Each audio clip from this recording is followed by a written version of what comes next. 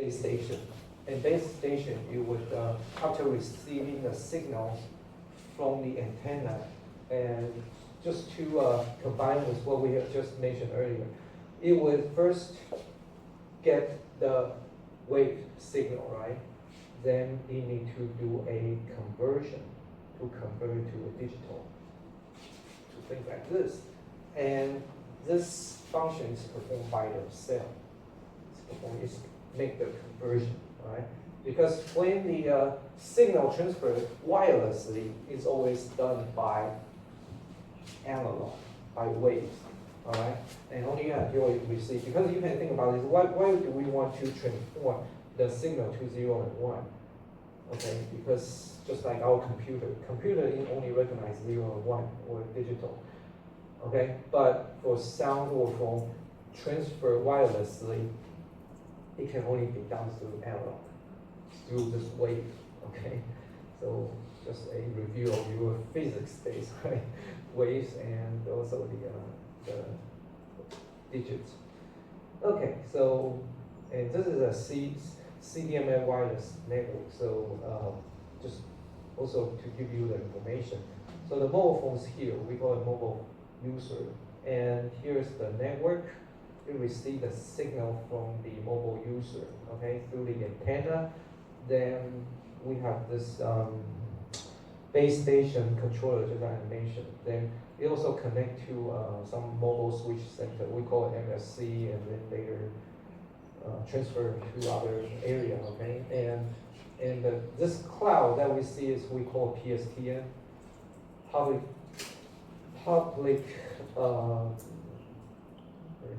public telephone network, public switch telephone network. Okay, public switch, yeah. And then why it's called switch? Because like at that time phone, right? This is another name for this is mainline phone. It's the phone that we probably you don't use it today. A lot of you are not using this today, but earlier we were using the phone. Okay, just like okay, we don't have a phone here. Okay? The phones that you would use at the you would pick up on the desk was what we call landline phone instead of the mobile phones. And on another part, okay, even at that time, CMA you also have it can also route it through the internet. We will see more about this later because I'm not all that comfortable talk about CMA. I'm more familiar with another technology called GPRS, so maybe we'll talk about that a little bit later. And here's just a information about base station, and just to tie the things we talked about earlier together. Here I want to mention this the configuration of our base station. Okay, remember that I mentioned about Motorola. They are really they put a great emphasis on quality, right? And we have mentioned about Six Sigma, right? How can they achieve Six Sigma? One of the things they achieve that goal, okay, what we call 99.999% availability, okay, meaning this base station is up all the time, at least 99.999% up all the time, okay. How another way to translate is 99.99 availability in terms of, okay, so Six Sigma tell you 99.99, right? Availability. So this is when we translate it to in terms of time. This means you can have a downtime only 10 minutes per year, and only 10 minutes per year. If you want to reach 99.999% availability, or what we call Six Sigma. How can we achieve this objective? We can do it through something like this, okay? So what do we see here?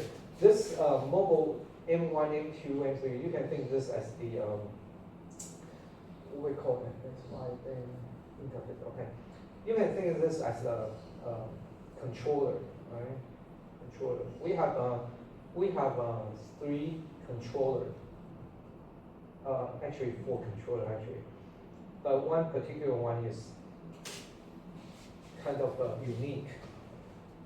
First of all, let me mention about those controllers. Those controllers have something to do with the antenna. Okay, if we want to take a look at the antenna here, right? Everyone see here. So if we see an antenna here, how many antenna can we guess, or how many sections of antenna do we see here? The antenna looks like a triangle, right? So that means we have 3 sections. We have 3 sections. Okay? When the signals reach the base station, it can from 3 sides, right? And those controller control those 3 antenna. Okay? But we have additional one here. Additional one here. You see this here? It's a backup. It's a backup. So why this backup is important? If one of the controller fail, this one will come in, will switch, will come in. So to people that, well, we'll say to the external world, nothing has happened.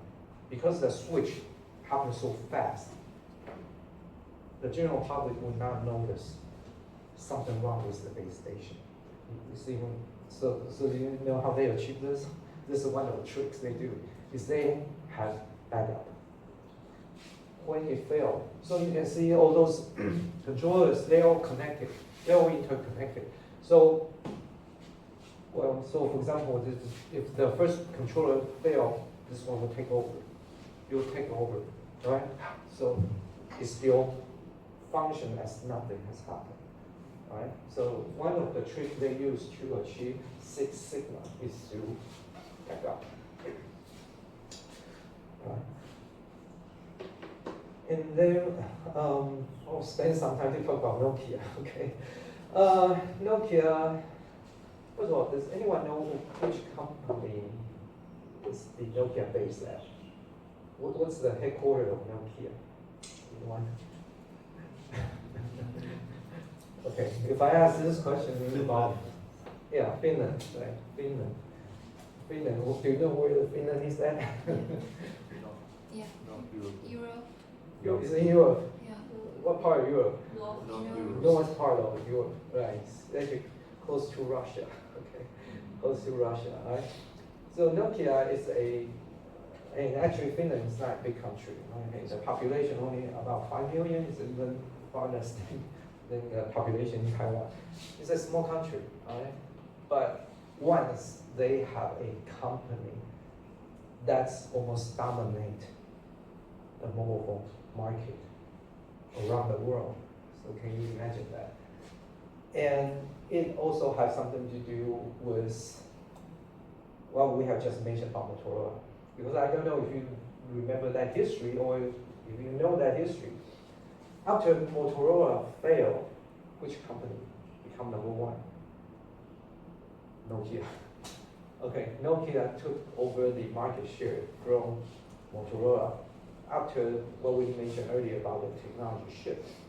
Okay, when the Motorola failed to switch from 1G to 2G, Nokia come in. Because at that time, earlier I didn't mention about this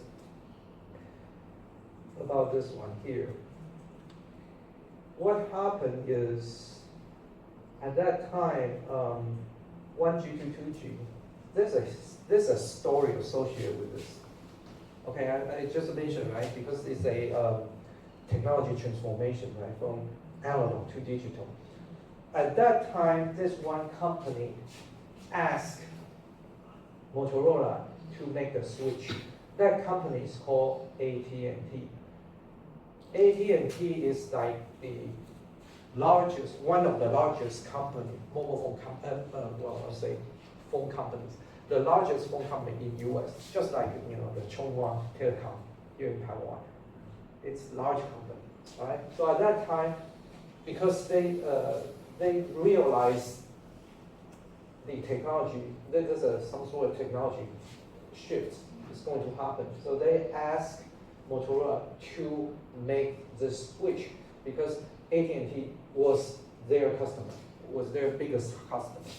So AT&T asked Motorola, say that could you make us some 2G phones?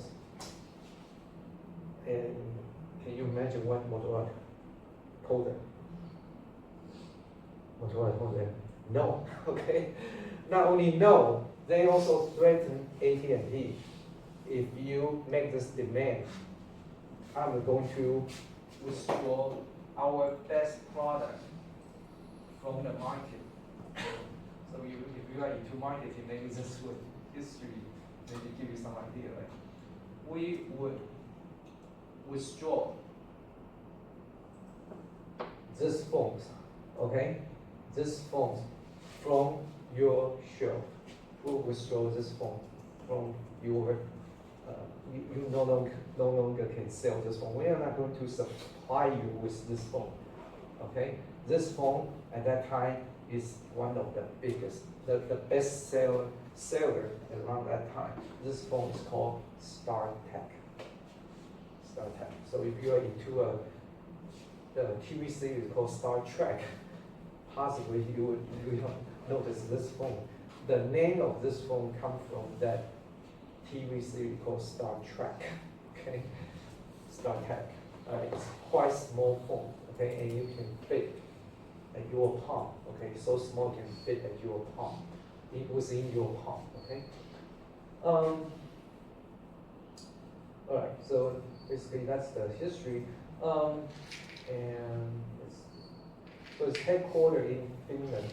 I didn't get a chance to visit the headquarters, but I went to two of their two cities in Finland. One is called Tampere, and the other is called Oulu. And Oulu is quite close to the Arctic Circle. Okay, and I also went to visit the hometown of Santa Claus. Okay, they do have a Santa Claus village in around the Arctic Circle, so it's so close to the Arctic Circle. All right, so the unit that I was working on is called Nokia mobile phone. Okay, so that's not it's not unusual name. Okay, Nokia mobile phone. At that time we were making the phones. All right, and to talk about this, why Nokia they want to establish regional headquarters in some other countries. It may have something to do with, well, I just show you, okay? We can talk about me, but also talk about the content from the textbooks at the same time, right? Right, so why the company, they want to invest in some other company, in other country, and especially they want to establish the what we call research centers or development center in some other country. It may have something to do with something like this. Okay. First of all, they want to attract the local talents, right? Why they want to build a regional headquarters in Dallas? It has something to do with the setting in Dallas, because Dallas, around that region, it has at least 5 or 6 universities. Okay. Like our mater, UTA is one, and they also have UT Dallas, and SMU, South Methodist University, Texas Christian University, and not to mention they have Texas UT, University of Texas Southwestern Medical Center or something. So they got many universities around that area. So they would establish the regional headquarters to attract those local talents, right? Because after all, Finland is kind of small, okay? And the graduates they can produce each year is kind of a limit, okay? No matter, they are quite big on technology, okay? They have a lot of technical universities in Finland, but no matter how you try, they cannot produce so many engineers. So they have to go out and look for engineers in some other countries, right? So they would invest in some other countries to attract the local talent. And that would help, okay? That would actually help. If you attract the talents from other countries, it would also help with your own R&D, your own research development, right? So it's kind of like, it's kind of what we could say it's a kind of complement each other, right? So and not only that, it may help with marketing, right? Because the R&D like home base, it's kind of like the R&D help.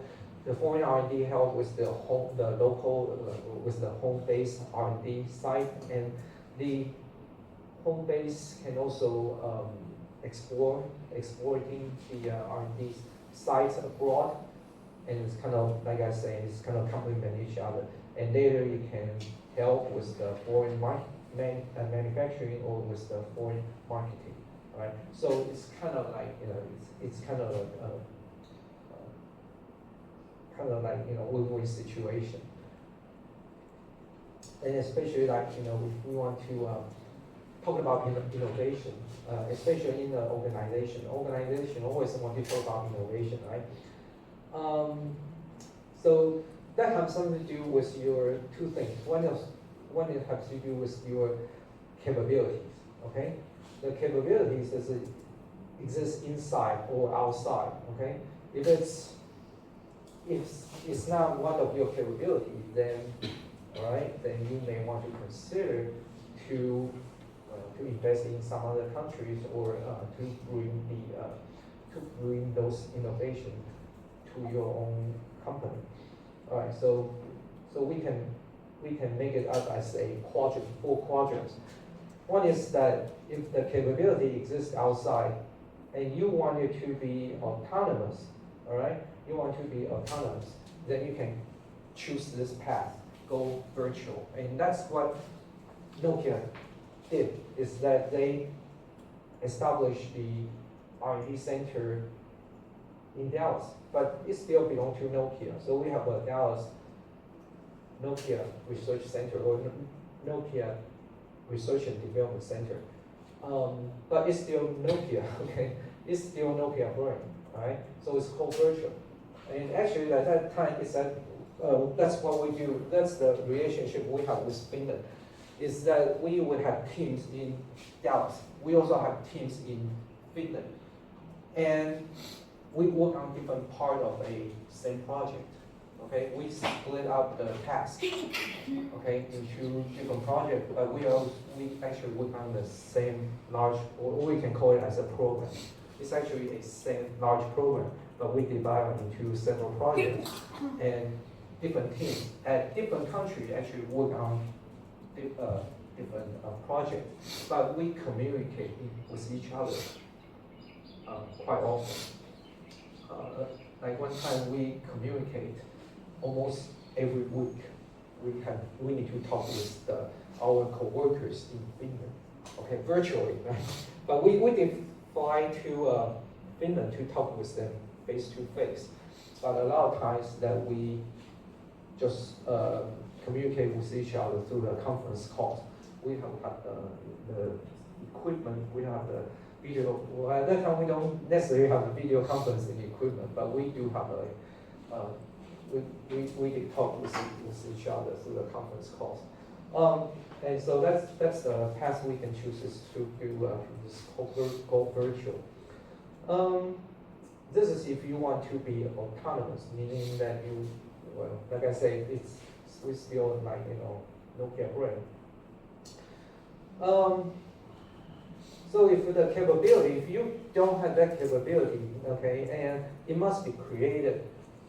Another way you can do it is you can ally with some other company, or you can bring it in-house.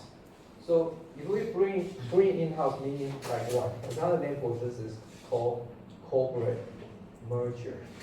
You merge other company, so you bring their talents to your own company, and then it becomes your brand, right? Another company that does this, they did the corporate merger. So another time you'll hear the news, right? Like some startup company, and you will get bought by some large company, and the original founder, they become a millionaire. They got all the stocks and or whatever. It's likely to become going this path. It's like it got merged. So if you want to go with a systematic, okay, if you're going necessarily dependent, then you probably want to go with, ally with other company with caution, okay? Or, okay, so here is also bringing in-house, all right? So those are the different paths you can take. All right, and here's a little history about Nokia. Nokia is actually doesn't start as a telecom company. It started making paper, rubber, and tire. So there's some tire. It got some. It has this Nokia brand on it. Okay, Nokia tires. But it's actually the name of the Nokia. It started with this paper mill in along this lake called Nokia. Not lake, a river. The name of the Nokia is coming from a river in Finland. It's called Nokia. And the reason that it was named Nokia is because that, like I mentioned earlier, that Nokia started with making paper. So they have the paper mill just next to the river, this river called Nokia. So that's how they get their name, Nokia. But then later they diverse their business into like cable and computer screen. And from this cable, Nokia cable, that's how they developed into Nokia Telecom, into this telecommunication company, Nokia. So, and this, like their logo goes through the different history, okay. And so it starts with this, I don't know what kind of fish it is, and then go through all those changes, and later, at least at that time, it looked like this. I don't know if they look like this anymore. Okay. All right, so I mentioned that this is Nokia 6200. This is the phone that I was working on, and it's the first 2.75G mobile phones. And here, just give you some information about the phone. Okay, phone is for making phone calls. You can have some supplement services, short message. I think this may be a little bit out of date, so I'm not gonna talk about that. Okay, maybe I'll skip the technical stuff. All right. Okay, here just to give you some information about the network, the telecom network look like. Okay, so here's the mobile phones, all right? Typically, like, that's the start with the user side. We have the mobile phones, we make a phone call. Then this BTS, or what we call a base station, would get the signal coming out from this mobile phones. And the base station will receive it, then you will send to the what we call a base side controller. So as you can see, base side controller control many base stations. Then it gets the signal gets sent to a MSC mobile switch center, so you can switch. You can send to other cells. Okay, and then here is contain all the user information. I'm not gonna talk about all those different components, but here is contain all the user information. Okay, so and here the MSC will connect to GMSC, so this is connect to the mainline network, or our what we call our typical house phones. The phones that we usually pick up at our house. Right, and this edge just give you some information. I'm not going to talk about the technical detail a little bit, but just to give you some information.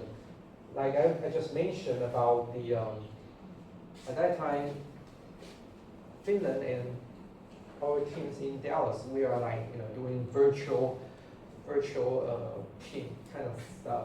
And the way that we did it is that we would split up our tasks. Like they would we would split it up like this. This part is we work in Dallas, and the other part was belong to like another teams in Finland. So that's how we develop. We take this what we call a data stack, below the stack, we divide up into different teams based on the stack. So here, this is the part we work on. This part will belong to the part, another picking finger. And this edge look like. Here I'm just going to give you some idea about the network we have today. Okay, I don't think it's all that different from what we have today. Basically, it's a two-track. This side we call it the voice side. Okay, the voice path. Okay, when you send out the signal will travel through this path. If you want to, when you make a phone call. If you make a phone call, your sounds will travel through this path. But if you are surfing on the internet, it would go through what we call a GPRS. GPRS, okay, because this is an edge. This is like we call a data, okay. So in this infrastructure, this network infrastructure, we split up voice and data. They actually going through two different paths, okay. So you go down this path, this will connect to the internet. If you're going through this voice path, then we get connected to the main line. And there are like, some other Nokia products that I get involved. So that's one nice thing about working on a project. So I talked with one of your classmates about maybe the planning for the next few weeks. One of the things maybe we can talk about is something called project, to give you an idea about what a project is. One great thing about working on a project is you don't work on the same thing, okay? I would say you get to change the content of your work because you can get moved from one project to another. So earlier I was working on the more on the network side, working on the technology, wireless technology. Later I got to work on another thing called, let me write down. I don't know if you probably don't recognize it, but you use it all the time today. It's called push email. Push email. Push email, this technology has helped create a company.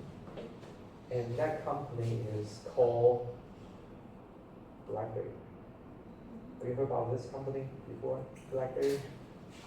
Okay, so you know what they do? I think it's like mobile phones. Right.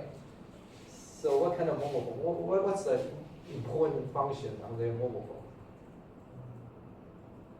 Does anyone know? Encrypted phone. Yeah, it did encrypt. But what do they encrypt? The signals. They encrypt the Pushing. emails. Because at that time, this is back in, you can imagine, now you would think there's nothing, okay? Now we receive our emails all the time, right? But think back 20, 25 years ago, okay? At that time, if you want to receive the email, that's on your phone, that's out of the question. At that time, you can receive this message we call SMS, right? Have you heard about SMS? But if you want to receive your Google email, don't think about it, okay? And at that time, BlackBerry, they come up with this idea.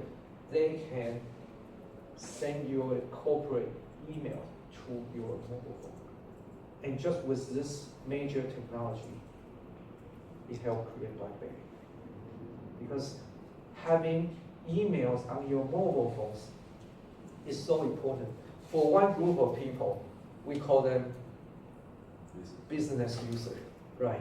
Business user. So especially for those users that are in marketing, right? For in sales, right?